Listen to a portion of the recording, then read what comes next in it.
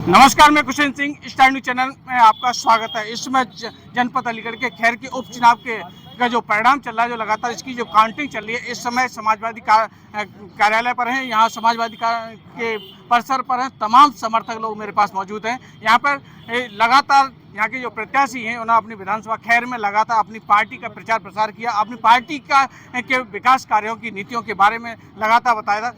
किसके राजनेता के जो चुनावी फंड हैं किसके काम आ रहे हैं, किसकी चुनावी रणनीति काम आएगी। लगातार यहाँ पर भारतीय जनता पार्टी से जो सुरेंद्र सिंह दिलेर लगातार बढ़त बनाए हुए हैं और समाजवादी पार्टी से उनके अध्यक्ष अखिलेश यादव ने जो चारुकैन को यहाँ पर प्रत्याशी बनाया गया है, एक तीर से तीन निशाने साधने की कोशिश की है। चारुकैन महिला है और एससी वर्ग से आती है और उनके पति जाट समुदाय से आते हैं। अब देखना यह है कि ये अलीगढ़ जो कि ताला नगरी के नाम से प्रसिद्ध है, किसकी किस्मत का ताला खोलता है और किसकी किस्मत की चाबी अटक जाती है, या ये तो परिणाम बताएगा। या अभी यहाँ पर समाजवादी पार्टी के समर्थक लोग खड़े हुए हैं, इनसे बातचीत करते हैं। प्रेम सिंह जी, क्या नाम है सर आपका? टॉलरेंस वाली नीति योगी जी की बिल्कुल फेल हो चुकी है और आने वाले समय के अंदर 2027 वाले चुनाव के अंदर जनता मुंह तोड़ जवाब देने वाली है इनको। सत्ताधारी पार्टी भारतीय जनता पार्टी लगातार यहाँ पर बता रही है कि हमारी बढ़त बनाए हुए और सबका साथ, सबका विकास, सबके विश्वास की नीतियों पे हम काम करते हैं और यही कारण है कि यहाँ पे बढ़त बनी हुई है। देखिए, सबका साथ सबका विकास अगर होता है, ये बताइए पिछले 2022 वाले चुनाव के अंदर 3 करोड़ लोगों ने समाजवादी पार्टी के ऊपर विश्वास जताया, भरोसा जताया और हमें जो है वोट करने का काम किया। आने वाले समय के अंदर जो मौजूदा स्थिति इतनी खराब हो चुकी है कि जनता त्राई त्राई कर रही है, किसान लगातार आत्महत्या कर रहा है, डीएपी के लिए लाइन में लगातार खड़ा हुआ है और उसके जो पिछले जो अभी बरसात के मौसम के अंदर जितनी जो फसलें जो नष्ट हुई हैं, उसका अभी तक किसी को उचित मुआवजा किसान परिवार को नहीं मिला गया। आने वाले समय के अंदर किसान ही खुद इस सरकार को उलटने का काम करेगा। प्रेम सिंह माहौर, जिला उपाध्यक्ष। क्या कहना चाहेंगे ये लगातार जो परिणाम आ रहे हैं, क्या कहना चाहेंगे? अब परिणाम जो आ रहे हैं उसके बारे में अभी शेष रह गया है जी, और लास्ट तक हम लोग आशावादी लोग हैं, निराशा नहीं है। अभी काफ़ी परिणाम रह गया है, उसमें निश्चित हमारी जीत होगी। अभी हम लोग इसको निराशा नहीं मान रहे और हम लोग निश्चित जीतेंगे और सभी लोगों ने काफ़ी मेहनत की है और उसके आधार पर हमें वोट मिला है। पूरे ज़िले की टीम ने, मंडल की टीम ने, प्रत्याशी, सब लोगों ने मेहनत की है और अच्छा परिणाम निकलेगा। अभी प्रतीक्षा कीजिए, परिणाम आना अभी शेष है। समाजवादी पार्टी से प्रत्याशी चारुकैन लगातार भाजपा प्रत्याशी को लगातार टक्कर दे रही है, दूसरे नंबर पर हैं। क्या किन विकास मुद्दों पर ये इलेक्शन लड़ा गया, क्या कहना चाहेंगे? असल में जो अभी वोट जो खुल रहा है वो समाजवादी पार्टी का थोड़ा सा हट के वोट खुल रहा है जी। जिस अब जैसे हमारा क्षेत्र आएगा उस क्षेत्र में अच्छे ढंग से हम लोग को वोट मिलेंगे और हम लीड कर जाएंगे और प्रत्याशी को जिता देंगे। क्या लग रहा है आपको, किन मुद्दों पे विकास ये इलेक्शन लड़ा जा रहा है? क्या मुद्दे रहे हैं आपके चुनावी? सबसे बड़ी तो बेरोजगारी है जी। विकास की बात करें तो विकास हो ही नहीं रहा। शिक्षा की बात करें, शिक्षा के वाह में बिल्कुल पीछे हैं और ये जो मामला है सबसे बड़ा स्कूल का, पढ़ाई का, शिक्षा का, बेरोजगारी का, ये सबसे बड़ा मुद्दा है और इसके लिए हम लोग चुनाव में सामने आए हैं और हम लोग उसमें क्या नाम है सर आपका? काशिफ आब्दी नाम है मेरा। क्या कहना चाहेंगे, पिछले 10 साल से भाजपा की यहाँ पे सरकार है, लगातार यहाँ खैर और जट्टारी पर वाहनों की कतार लगी रहती है और यहाँ पर जाम की समस्या है, पिछले 10 साल से आज तक इसका समाधान नहीं हुआ है, क्या कहना चाहेंगे? देखिए, खैर विधानसभा के साथ साथ पूरे अलीगढ़ की जनता जो एनसीआर से जुड़ी हुई है, एनसीआर के अंदर कहीं ना कहीं जो नौजवान, जो हमारे युवा साथी हैं, जो नौकरियों के लिए एनसीआर की तरफ जाते हैं, जब बढ़ते हैं तो एक जो घंटे भर का जो सफ़र है वो 4-4 घंटे के अंदर लोग पूरा कर रहे हैं। आखिर इसका जिम्मेदार कौन है? इसके जिम्मेदार जो भाजपा के यहाँ के सांसद है मौजूदा सतीश गौतम जी, सबसे बड़े जिम्मेदार यही सतीश गौतम जी हैं, जिनकी वजह से ये जो जट्टारी और खैर का बाईपास नहीं बन पा रहा है। सबसे बड़ी समस्या ये रही। और बाकी इस चुनाव के अंदर जो पीडीए, हमारे पीडीए के तहत हमारे राष्ट्रीय नेता आदरणीय श्री अखिलेश यादव जी ने पीडीए परिवार के साथ पीडीए की जितनी हमारी सब बिरादरियाँ, सब लोगों को जोड़ के चुनाव लड़ा है और पीडीए जो है डीएपी के ऊपर हावी रहा है। लगातार किसान लगातार आत्महत्याएं कर रहे हैं खैर विधानसभा के अंदर और जिस तरह का माहौल खैर विधानसभा समेत पूरे प्रदेश के अंदर, ये किसी से छुपा हुआ नहीं है। लगातार महंगाई बढ़ती आ रही है, बेरोजगारी बढ़ती आ रही है, लूटें बढ़ती आ रही हैं। कल ही ताला नगरी के अंदर एक व्यापारी सूर्य सक्सेना जी के ऊपर 4 राउंड फायर किए हैं वसूली के लिए। पुलिस ने अभी तक कोई गिरफ्तारी नहीं करी है। ये बिल्कुल लेटेस्ट उदाहरण मैं आपको दे रहा हूँ किस तरीके से गुंडागर्दी यहाँ चरम सीमा पर है। नोट। क्या नाम है आपका? अनुज यादव सर। जैसा कि उत्तर प्रदेश के मुख्यमंत्री कह रहे हैं बटोगे तो कटोगे, किसको बांटने की बात हो रही है, किसको काटने की बात हो रही है? अगर बटाएंगे नहीं तो हम कटेंगे नहीं जी। हम आपसे ये कहना चाहते हैं अखिलेश भैया जिंदाबाद पहली बात रहे और अखिलेश भैया रहेंगे हमेशा। सपा के चीफ अखिलेश यादव ने कहा है जुड़ेंगे तो जीतेंगे जी। इनका मुद्दा काम आने वाला है। यही मुद्दा काम आएगा। अखिलेश भैया जिंदाबाद रहेंगे और अखिलेश भैया रहे। जी यू आर द गेस्ट। क्या नाम है सर आपका? सुरेंद्र सिंह नायक हूँ। जी सर, क्या कहेंगे क्या जो भाजपा के चीफ मुख्यमंत्री आदित्यनाथ जी कह रहे हैं कटेंगे तो बटेंगे, इधर समाजवादी पार्टी के चीफ अखिलेश यादव जी कह रहे हैं कि जुड़ेंगे तो जीतेंगे। ये समाजवादी पार्टी समानतावादी विचारधाराओं की पार्टी है।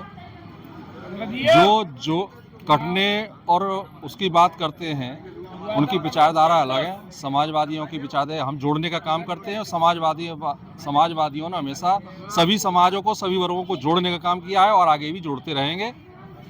अभी ये जहाँ तक चुनाव का सवाल है, यह शुरुआती रुझान है। आगे देखिए परिणाम हमारे फेवर में आएगा, पक्ष में आएगा। और दूसरा, यहाँ जो है विकास नहीं हुआ है। ये बीजेपी की सरकार ने किसी की भी वर्ग के किसी वर्ग समुदाय के लिए काम नहीं किया है और उन्हीं के विरोध में वोट भी पड़ा है। लेकिन इनकी ईवीएम में कौन सा जादू है ये हमें पता नहीं लग पा रहा है कि एक राज्य में झारखंड में तो जेएमएम बन जाती है और महाराष्ट्र में इनकी पार्टी बहुत आगे चल रही है। तो ये समझ में नहीं आ रहा है कि ये इनका कौन सा गणित है कि एक राज्य को की सरकार बनवा देते हैं और दूसरे राज्य में बड़े राज्य में अपना आधिपत्य स्थापित कर देते हैं, ये दिखाने के लिए कि हम जो है ना हमारी ईवीएम में कोई गड़बड़ी नहीं है। तो इस 2 बार आए हैं और यहाँ मुख्यमंत्री का 3 बार आना अलीगढ़ जनपद में, ये और चुनाव के समय में भी आना, ये संदेहास्पद स्थिति उत्पन्न करता है कि बिल्कुल ये हार के कगार पर थे।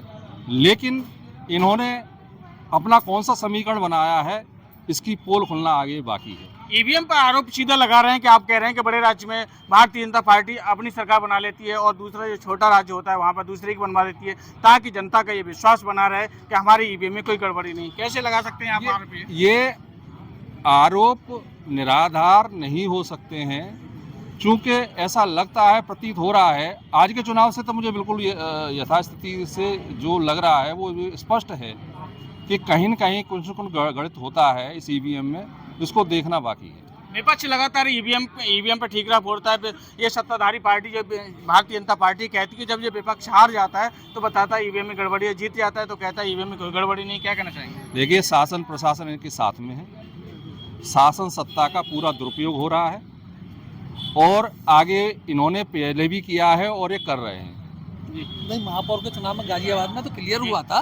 महापौर के चुनाव में गाजियाबाद में और हुआ था जो जिसमें दिखाया गया चंडीगढ़ वाला तो हुआ था पूरा, उसमें मीडिया ने आप लोगों ने दिखाया था कि ये लोग वोटों को हेरा फेरी कर रहे हैं, ईवीएम की कर रहे हैं। तो क्लियर हो चुका है। लेकिन मजबूरी है कि सरकार इनकी है, ये अपनी चाह जैसे कर लेते हैं। मीरापुर में एक लड़के ने 8 वोट डाले थे। ये ऐसे ही करते हैं। पूरे विपक्ष की भारत की सभी पार्टियों ने चुनाव आयोग में इस बात की कंप्लेंट की कि ईवीएम को हटा दिया जाए। केवल बीजेपी पार्टी ही ये ईवीएम के सपोर्ट में है। क्या कहेंगे आप? मुझे बताइए, पूरी देश से आवाज़ क्या नाम उठाई जा रही है, जंतर मंतर पर लगातार पिछले समय के अंदर धरने दिए गए। आखिर ऐसा क्या है ईवीएम के अंदर जो ईवीएम को हटाना नहीं चाहता? मुझे बताइए भाई। लोगों को संतुष्ट करने के लिए ट्रांसपेरेंसी के साथ काम करना चाहिए। पिछले जो रिजल्ट थे भाई विधानसभाओं के अंदर, पार्लियामेंट के अंदर लगातार लोगों ने दूसरे दल के लोगों ने ये साबित करने का काम किया कि ईवीएम मशीन से बेईमानी हो सकती है। भी आजकल इस आर्टिफिशियल इंटेलिजेंस के दौर में ऐसी कौन सी ऐसी चीज़ है जहाँ से बेईमानी आप नहीं कर सकते या इसको आप दूर से आप ऑपरेट नहीं कर सकते? आप ये बताएं। सारी चीज़ें प्रूव हो चुकी हैं। लेकिन इलेक्शन कमीशन ऑफ इंडिया जो बिका हुआ है, इनके द्वारा बिठाए हुए लोग इलेक्शन कमीशन ऑफ इंडिया के ऊपर बैठे हुए हैं, चाहे स्टेट का इलेक्शन कमीशन हो चाहे पूरे देश का इलेक्शन कमीशन हो, ये सब बिके हुए लोग हैं। ये सब जो है सत्ता के अधीन ये लोग काम करने वाले लोग हैं। और जो लोग इनके ऊपर कार्रवाई करने की बात करते हैं, जो ऐसी जो उदाहरण जो निकल कर आते हैं, उन उदाहरणों को मीडिया द्वारा दबाने का लगातार ये लोग प्रयास कर रहे हैं। और मैं अपील करता हूं समाजवादी पार्टी की ओर से, हमारे नेता आदरणीय श्री अखिलेश यादव जी लगातार ये बोलते हुए आ रहे हैं कि ईवीएम को आप बंद करिए। 1 दिन की काउंटिंग हो रही है, 3 दिन काउंटिंग चल जाएगी, 4 दिन काउंटिंग चल जाएगी। कम से कम लोकतंत्र जो खतरे में चल रहा है, लोकतंत्र को हम बचाने का काम करेंगे। सत्ताधारी पार्टी बीजेपी सरकार कहती है जब समाजवादी पार्टी की सरकार थी तो बहन बेटियां सुरक्षित नहीं थी। उनकी समाजवादी पार्टी की सरकार में गुंडागर्दी हुआ करती थी। क्या लगता है आपको? हाथरस वाला मनीषा वाल्मीकि वाला कांड किसकी सरकार का था? हाथरस वाला मनीषा वाल्मीकि कांड के अंदर प्रशासन का क्या रवैया था? डीएम ने किस तरीके से मनीषा वाल्मीकि की जो डेड बॉडी थी रात में जो है बिना परिवार को बुलाए वहाँ क्या नाम है जिंदा मतलब पेट्रोल डलवा के लोगों ने जंगल में क्या नाम जलवाने का काम किया था। आखिर किसकी सरकार थी आप बताइए? लगातार इतने सारे कांड हो रहे हैं। कल ही एक व्यापारी के ऊपर हमारे ताला नगरी के ऊपर 4 राउंड फायरिंग हुई। इसका जिम्मेदार कौन है? प्रशासन ने अभी तक क्यों गिरफ्तारियां नहीं करी? लगातार जो गुंडे हैं योगी जी बोलते हैं कि नो टॉलरेंस की नीति हम उत्तर प्रदेश के अंदर अपना रहे हैं। सारे गुंडे जो प्रदेश छोड़ के भाग चुके हैं। कैसे भाग चुके हैं आप बताइए? क्राइम आप उठाइए, लगातार कितने क्राइम हो रहे हैं आप अखबार उठाइए। शायद मुझे लगता है कि रोज ही कहीं ना कहीं लूट बलात्कार और क्या नाम रेप हो रहे हैं, डकैतियाँ हो रही हैं, डकैतियाँ होती हैं, डकैतियों के खुलासे पुलिस नहीं कर पा रही है आगे। तीन मिसालें मैं आपको दे रहा हूँ। बन्ना देवी थाने के सामने 40 लाख की लूट हुई, उसका अभी तक खुलासा डीआईजी आईजी और सब पूरा प्रशासन मिलकर नहीं कर पाया।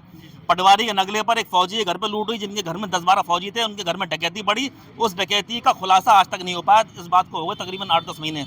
आखिर इन लूटों की, इन डकैतियों के खुलासे क्यों नहीं हो पा रही? क्यों पुलिस प्रशासन खामोश बना बैठा हुआ है? ये बताइए, इसके जिम्मेदार कौन है? कुछ कहना चाहेंगे? नहीं, जैसे मानो अब जो बीजेपी के लोग कह रहे हैं कि गुंडागर्दी इसमें होती है, तो मणिपुर में बीजेपी की सरकार थी। मणिपुर में कितना बुरा हाल हुआ, महिलाओं को नंगा करके घुमाया गया, महिलाओं के साथ बलात्कार हुआ, रेप। मणिपुर में तो बीजेपी बात नहीं करती, उत्तर प्रदेश में बात करती है। अखिलेश यादव की सरकार को आज की सरकार की दोनों की तुलना देखें कि सबसे ज्यादा रेप और फिरौती रिकॉर्ड तोड़ इस सरकार में है। पहले का ग्राफ देख लें और आज का ग्राफ देख लें। इस बीजेपी सरकार में सिर्फ इतना होता है कि जब भी इनसे शिक्षा की बात करते हैं या स्वास्थ्य की बात करते हैं, रोजगार की बात करते हैं, तो ये उन मुद्दों को लेके आ जाते हैं। या तो राम मुद्दों का लेके आ जाएंगे या हिंदू मुसलमान का मुद्दा ले। इनके पास कोई मुद्दा, विकास का कोई मुद्दा नहीं है, कोई मतलब ही नहीं है। इसीलिए हर तरह से ये सरकार बिल्कुल फेल है और हर आदमी जान चुका है। अब इनका 3 बार मुख्यमंत्री का आना, यहाँ के शासन प्रशासन पर दबाव बना, ये चीजें तो सब आम है। अब और भी साथी लोग हैं यहाँ पे, बात करते हैं इनसे। आपका नाम क्या है? साकेत कुमार रावल। जैसा कि आप युवा हैं और समाजवादी पार्टी के सिपाही हैं, क्या कहना चाहेंगे आज के? ये चाहेंगे पहले महिला सुरक्षा पर मैं थोड़ा बोलना चाहूँगा कि माननीय राष्ट्रीय अध्यक्ष अखिलेश यादव जी ने सुरक्षा के लिए 100 नंबर पुलिस सेवा चलाई थी। जी। एम्बुलेंस सेवा भी है और भी बहुत सारे कार्य हैं। लेकिन इस भाजपा सरकार में कोई भी एक व्यक्ति कोई ऐसा कार्य विकास से संबंधित हमें गिना दे कि जिससे कोई विकास हुआ हो। केवल इस सरकार में कोई विकास नहीं, स्वास्थ्य व्यवस्था लंगड़ा हो चुका है, शिक्षा चरमरा चुकी है। केवल इस सरकार में औद्योगिकरण पर जोर दिया जा रहा है, सरकारी चीज़ों को प्राइवेट उद्योगपतियों के हाथों में बेचा जा रहा है और पदों को समाप्त किया जा रहा है और ज़्यादातर करोगे तो पीडीए का नाश किया जा रहा है। अगर पार्टी है जो हिंदू मुस्लिम की राजनीति करती है, जब समूचे भारत के सभी पार्टियों ने ईवीएम का बहिष्कार कर दिया, तो क्या ऐसा कारण है कि जो भारतीय जनता पार्टी ईवीएम के द्वारा चुनाव करा रही है? यदि हमें लोकतंत्र में विश्वास करना है तो हमें बैलेट पेपर से चुनाव कराना होगा, जिससे कि लोकतंत्र जिंदा रहेगा और लोगों के सामने इस बात की ट्रांसपेरेंसी रहेगी कि चुनाव सही हो रहा है।